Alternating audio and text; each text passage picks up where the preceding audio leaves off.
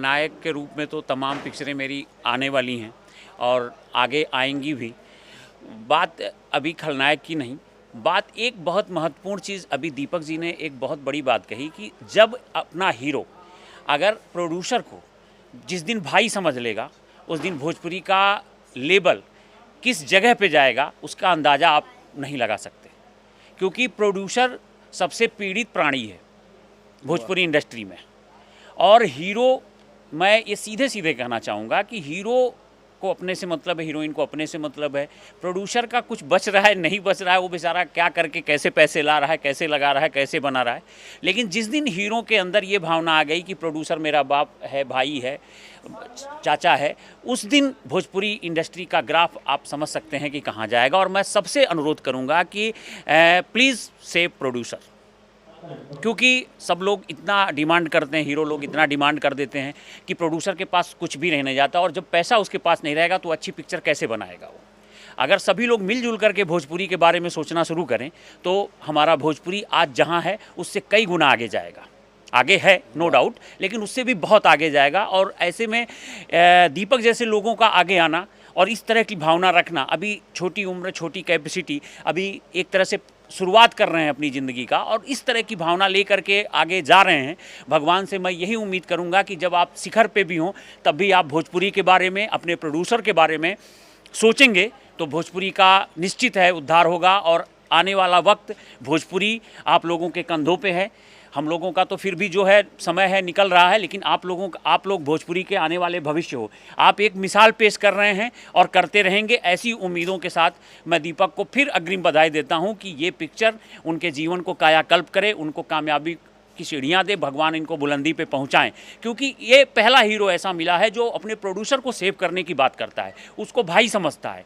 जिस दिन सारे हीरो अपने प्रोड्यूसर को सेव करने लग जाएंगे, उस दिन भोजपुरी का आप सोच सकते हैं कि किस लेवल पे भोजपुरी जाएगी। और बहुत अच्छे लोग भी भोजपुरी में आएंगे, वो बनाने के लिए आएंगे, क्योंकि भोजपुरी का मार्केट कुछ लोगों ने गंदा करके रखा हुआ है। अब वो वक्त आ रहा है, धीरे धीरे भोजपुरी बड़े लेवल पे आ रही है। लेकिन जिस दिन सारे हीरो अपने प्रोड्यूसर को सेव करने के लिए लग जाएंगे, उस दिन भोजपुरी अपने आप में एक ऐतिहासिक इंडस्ट्री बनेगी। मैं इतना ही जानता हूँ, जब प्रोड्यूसर साहब लोग नहीं रहेंगे, जब वो लोग खड़े नहीं रहेंगे, तो हमको हीरो कौन बनाएगा हम लोगों को, और हम लोग हीरो कहलाएंगे कैसे। और एक चीज़ और है, एक चीज़ मैं और भी कहना चाहूँगा, कुछ लोग भोजपुरी के प्रोड्यूसरों को पार्टी बोलते हैं।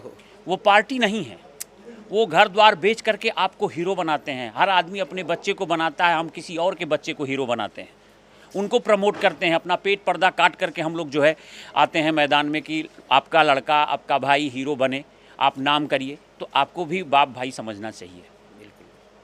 मैं किसी पर्टिकुलर इंसान पे नहीं जा रहा हूँ, मैं सबसे अनुरोध कर रहा हूँ, मैं ये आदेश नहीं दे रहा हूँ, मैं अनुरोध कर रहा हूँ कि please save producer. Producer safe रहेंगे तो भोजपुरी सेफ रहेगी, फिल्में बनेंगी, अच्छी फिल्में आएंगी, अच्छे अच्छे लोग आएंगे, और आप ही लोगों का उसमें भला होने वाला है। लेकिन कुछ बजट पे भी ध्यान दें कि हम क्या ले रहे हैं और हमें क्या मिल रहा है। सर, जो कभी क्या कहा जाता है, जो आत्मा से निकलता है वो सत्य होता है, ये सच्चाई है।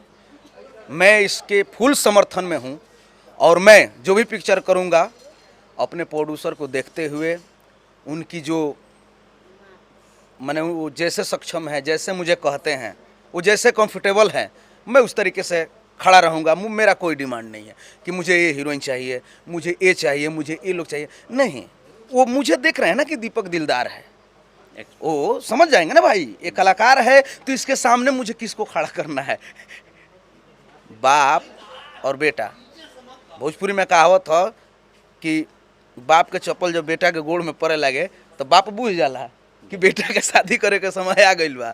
तो जब कलाकार, एक जो भी हमारे प्रोड्यूसर साहब लोग हैं, वो समझेंगे दीपक अच्छा कलाकार है, अच्छा करता है, मैं तो सीख रहा हूँ, मुझे ये नहीं बोलता हूँ, मैंने शायद उन लोगों को लगे मैं तो एक गायक हूँ, हम नायक कभी सोचा ही नहीं हूँ। नहीं, कलाकार तो सभी अच्छे हैं, नो डाउट। जितने भी इंडस्ट्री में आ रहे हैं या आ चुके हैं या जम चुके हैं, अच्छे सभी हैं, नो डाउट, उसमें कहीं बड़ नहीं है। कुछ स्टार ऐसे भी हैं कि प्रोड्यूसर को इस तरह से त्रस्त करते हैं, इतनी डिमांड करते हैं कि जैसे लगता है कि वो इंसान नहीं, उनका कर्जा खा करके बैठा हुआ है।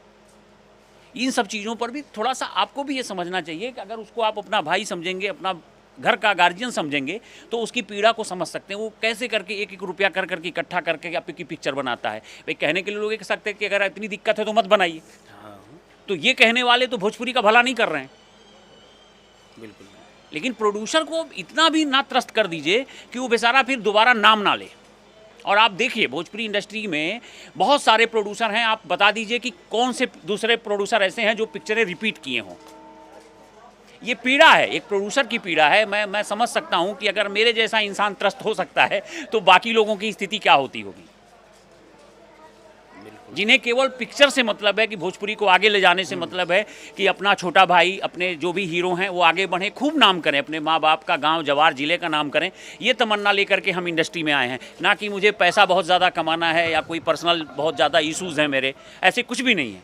लेकिन मैं आप लोगों को करता हूँ, तो मैं सब प्रोड्यूसरों की तरफ से अपील करता हूँ कि please please please save producer.